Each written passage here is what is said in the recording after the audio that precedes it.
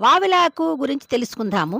వావిలాకు ఒళ్ళు నొప్పులు తగ్గించడానికి, వాతపు నొప్పులు తగ్గించడానికి చాలా మేలు చేస్తుందండి.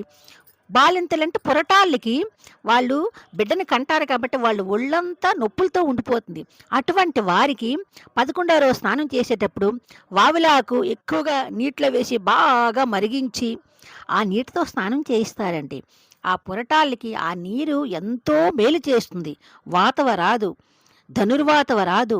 చాలా ఆరోగ్యవంతంగా ఆ బాలింతరాలు తేరుకుంటుంది. ఇంకా బిడ్డలకు గూడా కొంచెం కొంచెం అప్పుడప్పుడు ఇస్తుంటారు. చాలా చిన్ని మోతాదులు ఇస్తుంటారు. అయితే మనకి దొరికినప్పుడు ఇలా చేస్తాము. అన్ వాయువులాకు దొరకనప్పుడు ఏం చేస్తామండి? దొరికేటప్పుడే కొద్దిగా ఆకులు తెచ్చుకొని కొబ్బరి నూనెలో బాగా మరిగించి, ఆ నూనె సేవ్ చేసుకొని ఉంచుకోవాలి.